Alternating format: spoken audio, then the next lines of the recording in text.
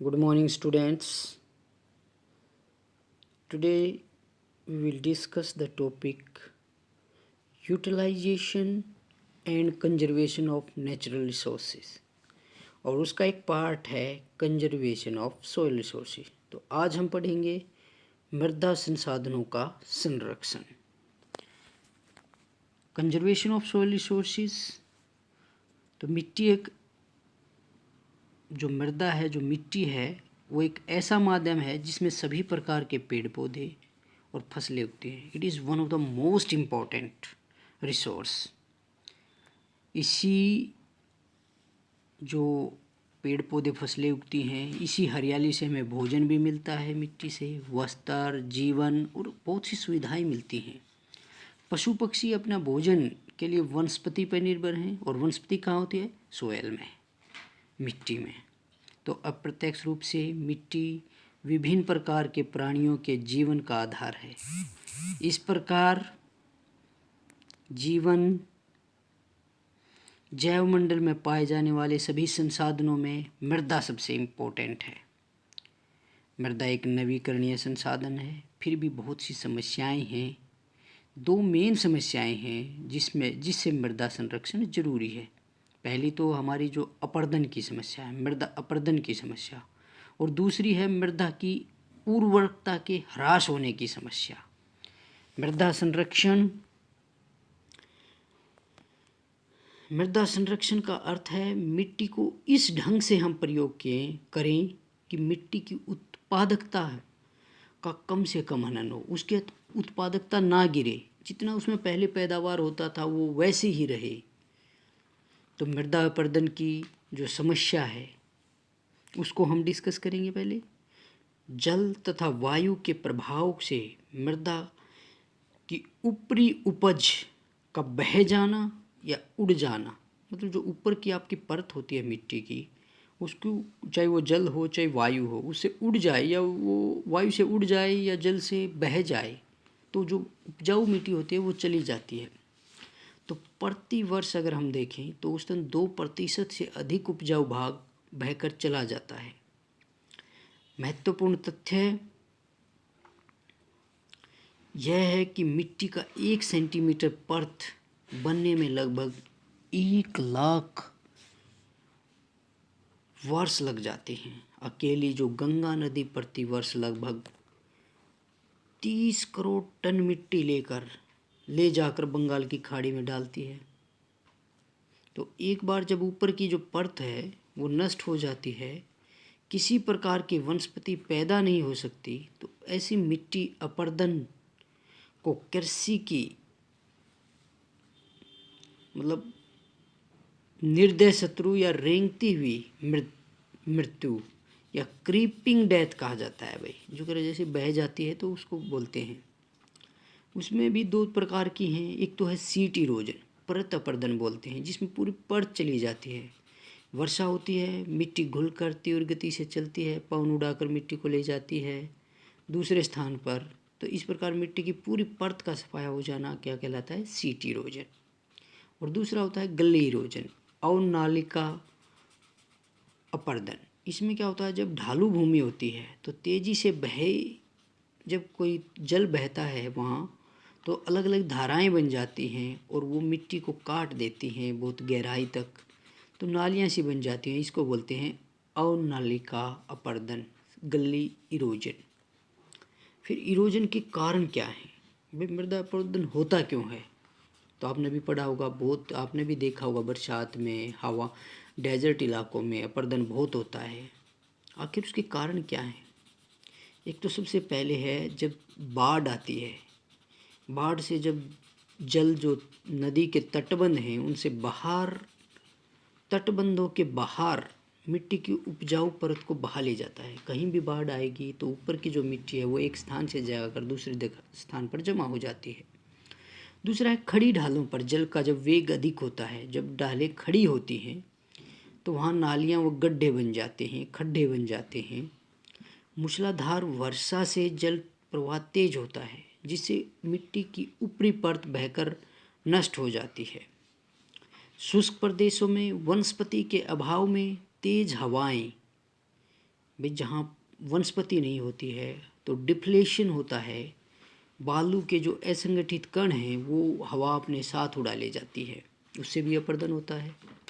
वनों की जो अंधाधुंध कटाई हो रही है उसके कारण अपर्दन बहुत ज़्यादा हो रहा है, क्योंकि जो वनस्पति होती है वो मिट्टी को जकड़े रखती है, और जब हम वनस्पति को काट देते हैं, वनों को काट देते हैं, तो मिट्टी बह जाती है, चाहे वो जल से चाहे वो हवा से, क्योंकि उसकी जड़ें वो जो बंधी हुई थी वो खुल जाती हैं। अत्यधिक पशुचारण से जब पशु चरते हैं तो भूमि का जो हरा आवरण समाप्त होने लगता है, तो ऐसी दिशा में जब वायु और जल वहाँ पर अपर्दन करता है। स्थानांतरी और झूमिंग कृषि, ये एक प्रकार से इंडिया में जब हम नॉर्थ ईस्ट में जाते हैं तो आसाम के रीजन में झूमिंग कृषि होती है। वो क्या करते हैं, एक बहुत बड़े एरिया को का जंगल साफ़ कर लिया जाता है, वन साफ़ कर लिया जाता है, और फिर उस पर खेती की जाती है। फिर कुछ दिन बाद उस एरिया को छोड़कर जब उसकी उर्वरक क्षमता कम हो जाती है तो दूसरी जगह के जंगल काट दिए जाते हैं, और इस तरह झूमिंग कृषि की जाती है, जिससे मृदा का बड़ा अपर्दन होता है। कृषि का जब अवैज्ञानिक ढंग से मृदा अपर्दन के लिए उत्तरदायित्व है, हम जब वैज्ञानिक ढंग से प्रयोग नहीं करते हैं कृषि में तो बड़ा अपर्दन होता है। जैसे समोच्च रेखाओं के समानांतर जुताई करना, रोटेशन जो क्रॉप्स की हम नहीं करते हैं, तब बड़ा अपर्दन होता है। दूसरा है मृदा की उर्वरता के ह्रास की समस्या, मतलब जो जो यील्ड पर हेक्टेयर है जो हमारा कम हो गया है, क्योंकि जो मिट्टी की है जो उर्वरक क्षमता कम हो गई है उसकी। तो विश्व की बहुत बड़ी जनसंख्या है जो भरण पोषण हेतु फसलों के लिए मिट्टी का सतत प्रयोग होता है। इस मिट्टी का प्राकृतिक उपजाऊपन घटता जाता है, हम बार बार उस पर फसल उगाते हैं, उसकी केयर करते नहीं हैं, तो जो मिट्टी है उसकी उर्वरक क्षमता कम हो जाती है, उसकी प्रोडक्शन जो कैपेसिटी है वो कम हो जाती है। कृषि की दोषपूर्ण पद्धति अपनाने से भी मिट्टी की उत्पादकता का ह्रास होता है। अब हम बात करते हैं जो हमने इरोजन की बात करी है, अब हम करते हैं स्ट्रेटजी टू सॉइल कंजर्वेशन, मृदा संरक्षण की सामरिकी कैसे रोक सकते हैं। पहले तो हम मिट्टी का अपर्दन रोकना, और दूसरा फिर उसकी उर्वरकता को बनाए रखना। तो 2 पॉइंट्स पे हमने डिस्कस किया, अपर्दन, और 2 पर हम डिस्कस कर रहे हैं। एक तो हम अपर्दन को रोकेंगे, दूसरी उसकी उर्वरक क्षमता बढ़ाएंगे, तो एक रिसोर्स को कंजर्व कर सकते हैं। तो मिट्टी की जो अपर्दन है उसको कैसे रोकें, तो आप सबको पता है, सबसे पहले वृक्षारोपण। वृक्षारोपण मृदा संरक्षण का सबसे सशक्त उपाय है। जिन क्षेत्रों में वनों का अभाव है वहाँ वर्षा के जल से मिट्टी के कटाव की समस्या उत्पन्न हो जाती है। ऐसे क्षेत्रों में लगाए गए वृक्षों की जड़ें मिट्टी को जकड़ कर रखती हैं, और वृक्ष तेज हवाओं से मिट्टी का अक्षरण भी रोकते हैं। आप जितने ज़्यादा पेड़ लगाएंगे मिट्टी का कटाव कम होगा। आपने देखा होगा सड़क के दोनों किनारों पर पेड़ लगाए जाते हैं, हम नहरों के किनारे पेड़ लगाए जाते हैं। ऐसा क्यों करते हैं, ताकि पेड़ मिट्टी को जकड़े रखते हैं।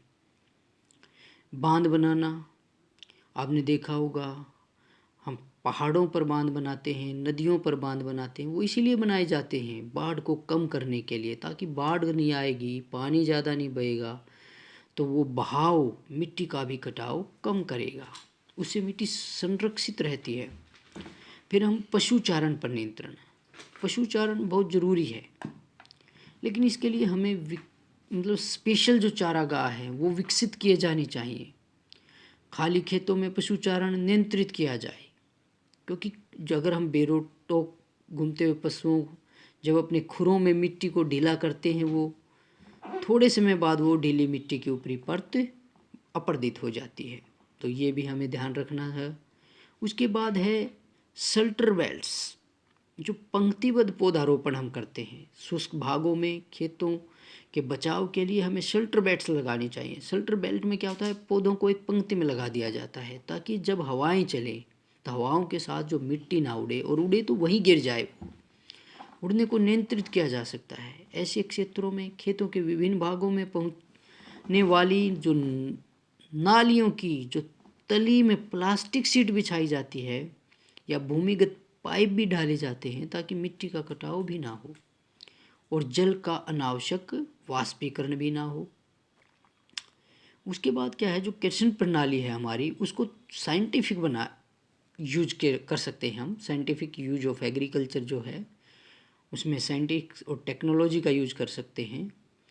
जैसे कि उसे हम कृषि को जो मृदा अपरदन उसको रोक सकते हैं। एक तो जैसे टेरेस फार्मिंग जिसको बोलते हैं, सीढ़ी नुमा खेत बनाकर, अगर हम पहाड़ों पर खेती करें तो सीढ़ी नुमा खेत बनाकर करनी चाहिए, नहीं तो सारा पानी बह जाएगा और उसके साथ मिट्टी अपरदन हो जाएगा। दूसरा है कंटूर फ्लोइंग,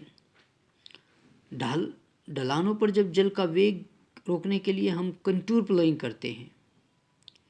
फिर दूसरा रोटेशन ऑफ क्रॉप्स है, अगर हम बार बार एक ही फसल उगाएंगे तो उसकी उर्वरक क्षमता कम हो जाएगी, तो क्रॉप को रोटेट करना बहुत ज़रूरी है। फिर गली फिलिंग करना बहुत ज़रूरी है, जो इरोजन हो चुका है उनको बार बार फिल कर दिया जाए ताकि वो बार बार इरोजन ना हो। खेतों में जैसे मेड़बंदी करते हैं हम, एक जो हेक्टेयर है उसका पानी दूसरी उसमें ना जाए खेत में, इसके लिए हवाओं को का जो जोर है उसको रोकने के लिए हम शेल्टर बेल्ट्स बनाते हैं। भूमि को हवा की दिशा के समकोण पर जोतते हैं, इसे हम कटाव को रोक सकते हैं। उसके बाद जब हम फसल काटते समय पौधों को 30 से 50 सेंटीमीटर तक डंठल छोड़कर काटना चाहिए ताकि खेत एकदम खाली ना हो और ऊपर की मिट्टी उड़े ना। इसके बाद हम बात करेंगे आपकी जो मिट्टी की उर्वरक अक्षमता बनाए रखने के लिए क्या क्या उपाय हैं। मिट्टी पर जल का अधिक प्रभाव जल क्रांति, वाटर लॉगिंग की समस्या खड़ी कर सकता है। इससे जो लीचिंग हो जाती है, मतलब बार बार पानी खड़ा हो जाता है तो उसमें लीचिंग हो जाती है। जल प्रवाह पर नियंत्रण रखना चाहिए। हरी खाद वाली खेती बाड़ी से मिट्टी की उत्पादकता बढ़ती है। लाल क्लोवर, लाल तपतिया चारा, स्वीट क्लोवर तथा अल्फाल्फा हरी खाद वाली ग्रीन मैन्योरिंग श्रेष्ठ फसलें हैं।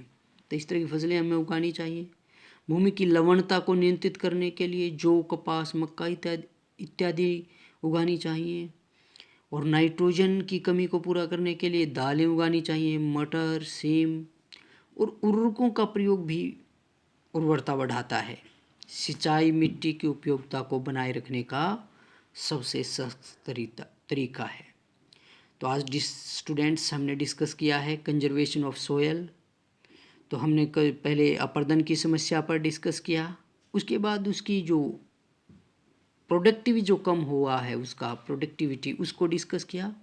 उसके बाद हमने उनको कंजर्व कैसे करें उनको भी डिस्कस किया है। Thank you.